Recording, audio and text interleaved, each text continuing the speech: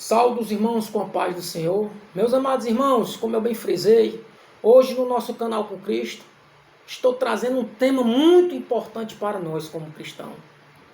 Você sabe o que é o amor genuíno de Deus? Pois nós vamos fazer isso mergulhando aqui na palavra do Senhor. Então, para nós entender o que realmente é esse amor, a gente tem que mergulhar na palavra de Deus. Amém? Primeiramente, eu começo falando realmente o que é esse amor genuíno de Deus. O que é esse amor que Deus passa para mim e passa para você. Então, o amor genuíno de Deus, ele é um amor único. Ele é bondoso. Ele é amoroso. É um amor que ele mostra a sua plenitude para nós. Para nos dar vida e vida em abundância. Mas Deus fala para nós que ele não divide sua glória para ninguém.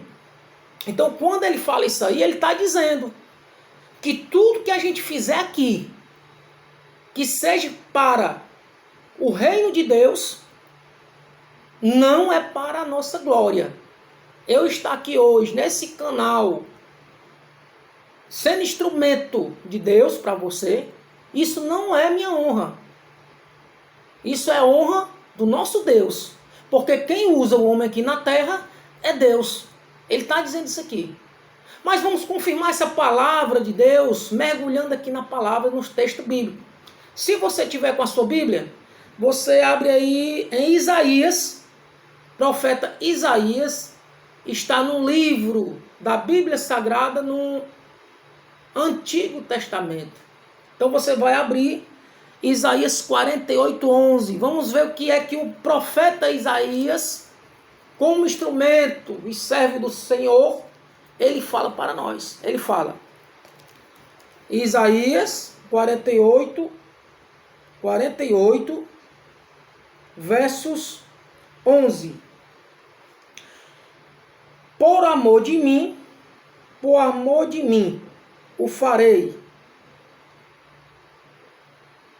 Porque como seria fanado o meu nome, e a minha glória não a darei a outrem, ou a outro, em outras traduções, ou a ninguém. Então ele fala que por amor de mim, Deus, e por amor de mim, ele está falando aqui Deus, o farei. Porque como seria fanado o meu nome, ou falado o meu nome, e a minha glória não a darei a outro, ou a outro, ou a ninguém. Então, Deus aqui, ele está falando através do profeta Isaías, que ele não divide a glória dele com ninguém. Ele é o Pai Todo-Poderoso. Amém? Então a gente já entendeu o que é o amor genuíno e a gente vai entendendo que Deus, ele não divide a glória para ninguém. Amém? É bom de saber disso aí. Mas vamos entrar num texto base do amor genuíno de Deus. Vamos lá. A gente vai entrar agora em João, certo? João. A gente vai para João. Fica no Novo Testamento. Capítulo 3, versos 16. Quem tiver com Bíblia, vocês leiam comigo. Quem não tiver também, se sinta-se à vontade de ouvir a palavra de Deus. Amém? Capítulo 3, versos 16. Vamos ver o que é que a palavra de Deus fala. Ele vai dizer assim: porque Deus amou o mundo de tal maneira que deu seu Filho unigênito, para que todo aquele que crê não pereça, mas tenha vida eterna. Só até aqui. Então, ele aqui está falando, porque Deus, aí já é um amor que ele tem por nós, ele está falando. Jesus fala que, porque Deus amou, aí é onde eu entro, o amor ágape. Né? É o amor genuíno de Deus, certo? Ele é um amor genuíno porque Deus deu seu próprio Filho unigênito para que todo aquele que crê, assim como eu, assim como você, não pereça, não morra, mas tenha a vida eterna. Então, o amor genuíno de Deus, o texto base que nos confirma esse amor, está em João. Todo aquele que crê não pereça, mas tem a vida eterna. Deus amou o mundo de tal maneira que Deus deu o seu Filho unigênito para todo aquele que crê não pereça, não morra, mas tenha a vida eterna. Então, Deus aqui, Ele está falando para a gente que Ele fez um projeto, um plano de salvação para o homem. E nesse plano é Jesus Cristo. Ele veio para nos dar salvação. Então, o amor genuíno de Deus, Ele tem entregado o seu Filho.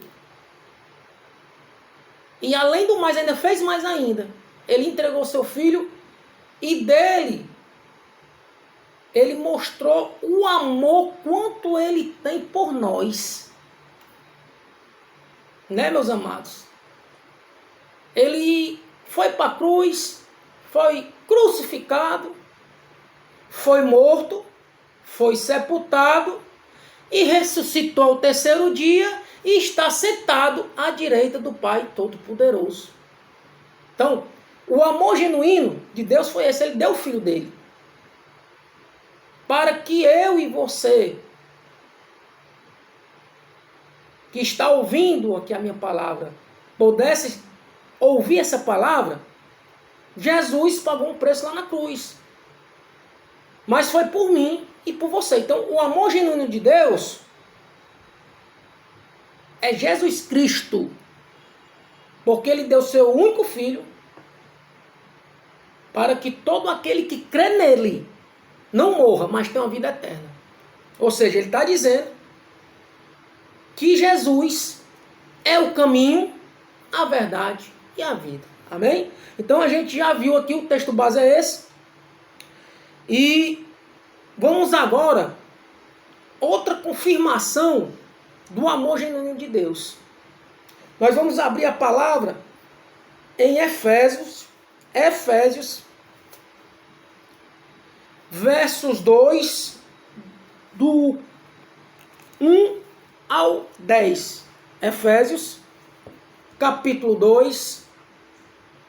Nós vamos ler a palavra do 1 ao 10. Amém? Aqui é um texto que o apóstolo Paulo faz essa carta à igreja de Éfeso, numa maneira de alertar a igreja e ensinar. É uma carta até doutrinária, mas vamos ler. Ela vai falar que a salvação é pela graça. Então vamos ler esse texto, que é onde vamos terminar com a conclusão que o amor genuíno de Deus, Ele nos alcançou e está alcançando muitas vidas, que tudo é pela graça. Mas nós vamos ler e nós vamos meditar nessa palavra e aprender também. Amém? Vamos lá. Capítulo 2 de Efésios, versos 1.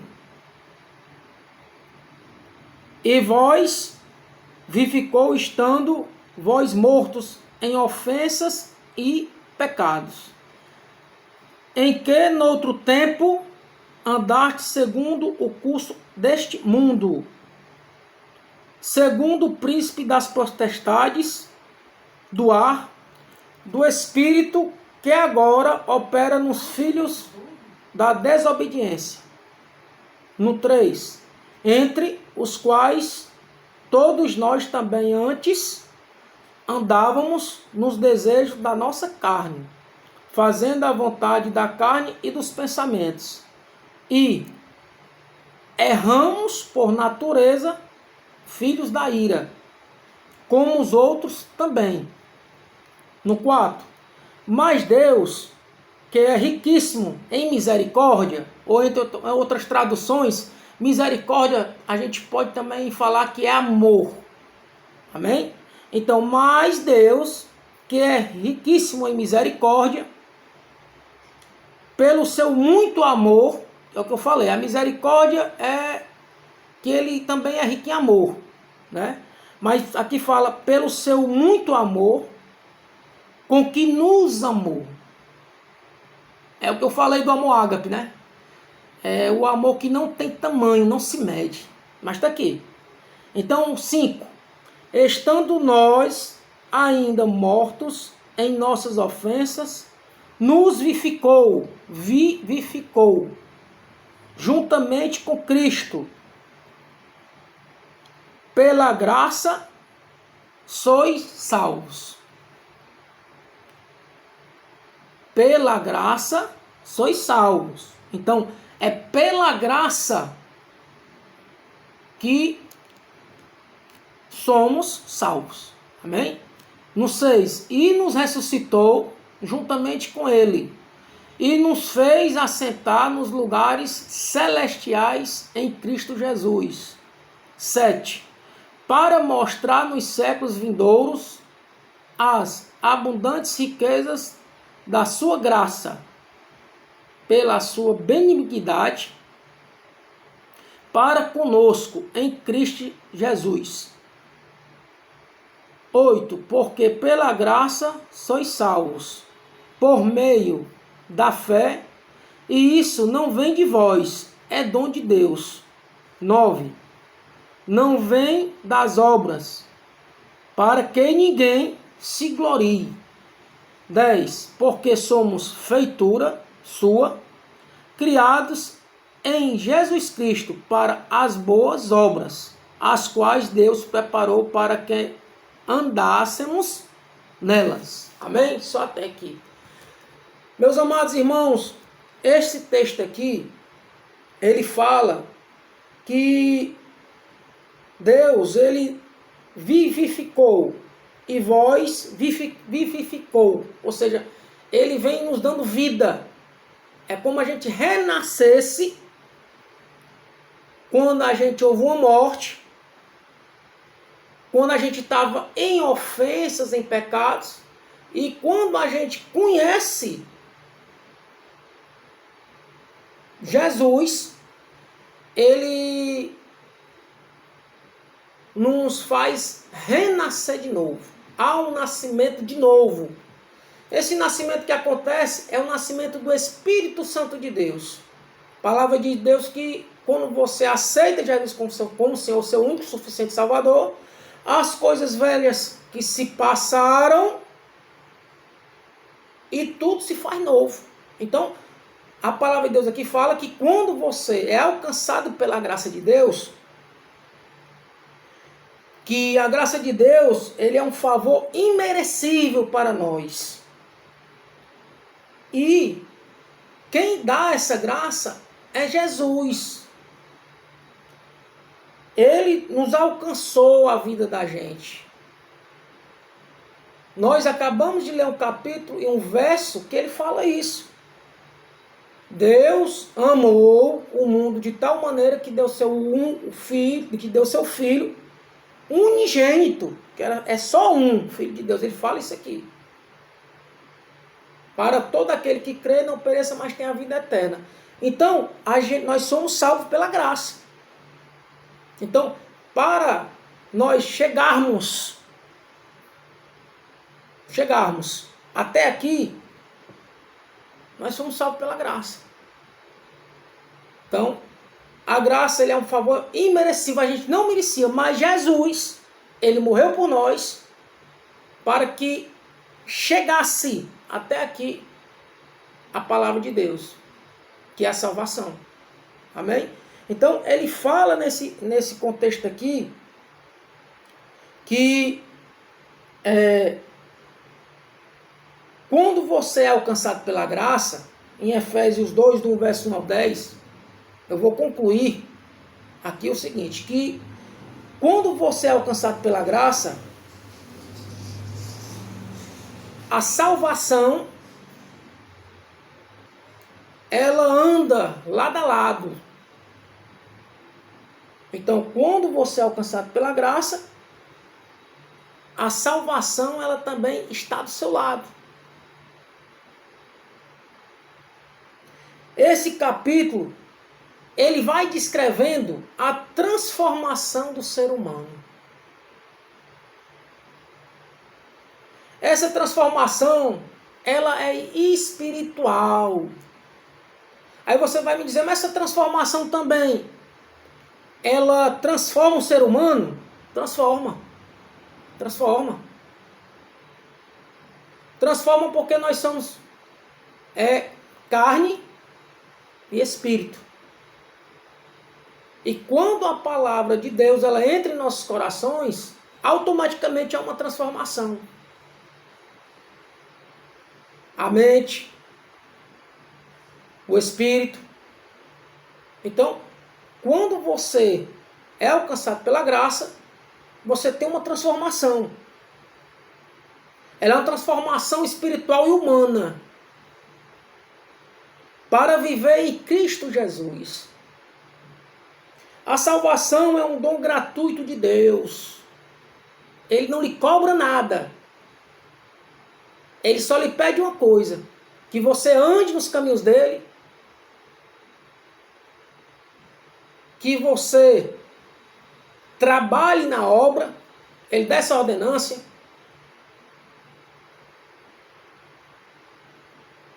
E, mediante a fé, e não por mérito humano. Por isso Deus não dá sua glória para ninguém. Então, a gente entende que lendo esse capítulo, esse versículo, nós entendemos que Deus, ele nos dá a graça, nos dá a fé. E quando se tem fé, nós fazemos e trabalhamos na obra dele, que é o que ele manda. Então, a salvação é um conjunto de graça, de fé e de obras. Não tem como você ser um cristão e você não trabalhar na obra dele. Isso aí vai ser contado. Vai ser contado naquele grande dia que quando nós formos ser chamados. A palavra de Deus diz que a salvação não é pelas obras. É pela graça. Então você foi alcançado, mas a graça, quando você é alcançado, ela também veio com fé. A fé em quem? Jesus. E Jesus, para ter ele alcançado, teve alguém que fez o quê? Uma obra. Teve alguém que falou do amor de Deus. Teve alguém que disse, olha, Jesus é o caminho, a verdade e a vida. Ninguém vai ao Pai senão por mim. Ou em outras traduções fala, ninguém vai ao Pai senão por mim. Então, nós como cristãos, como pessoas que falamos que temos fé, nós temos que ter esses 3 pilares. São 3 pilares. Que nós fomos alcançados pela graça. Através da graça foi a fé. E temos que ter também o pilar das obras. Essas obras, elas são, a palavra de Deus, ela dá são duas finalidades, como fala em obra. Finalidade é uma espiritual, né?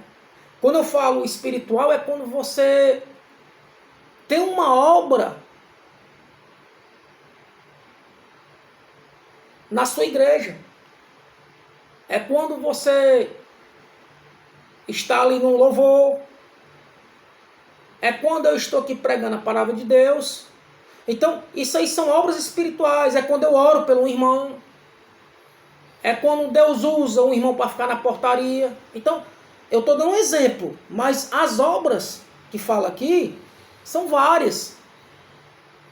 Se é para o reino de Deus, então são obras espirituais.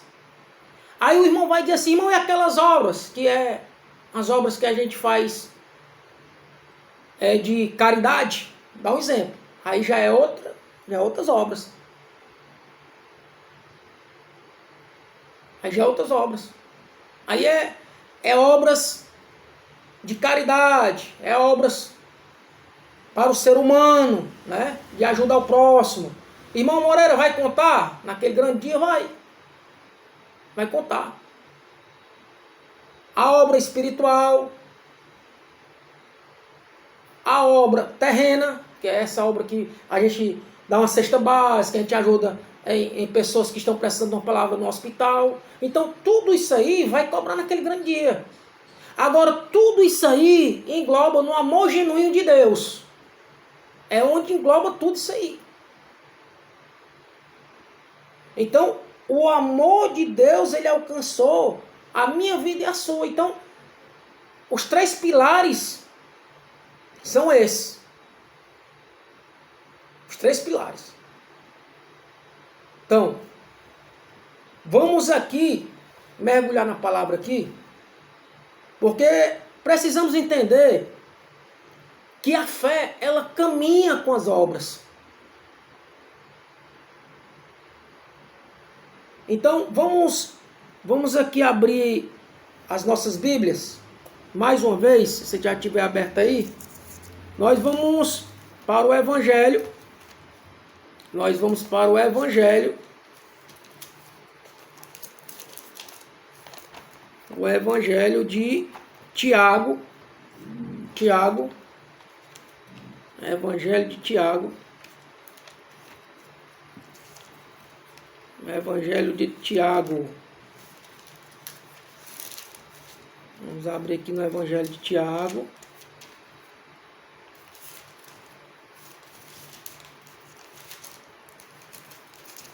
Glória a Deus. Amém. Vamos abrir aqui no Evangelho de Tiago. Amém.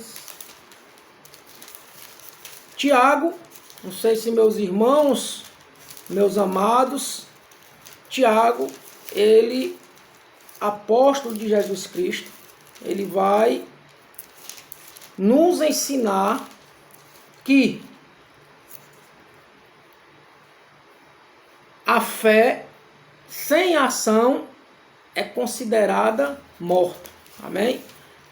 Tiago, o apóstolo Tiago, ele vai nos ensinar isso. Amém? Vamos abrir aqui. Glória a Deus.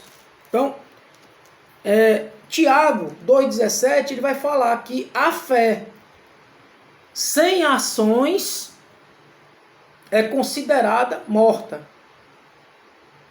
As obras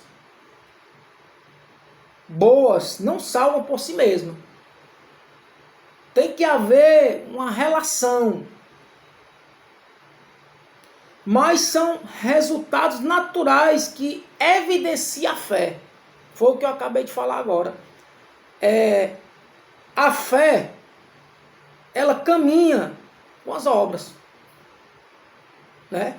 Tiago, ele vai falar aqui 2,17, que a fé sem ações concretas é considerada morta.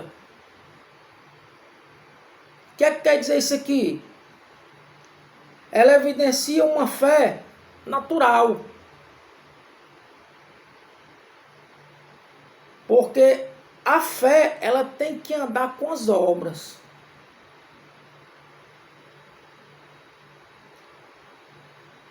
As obras são transformadoras.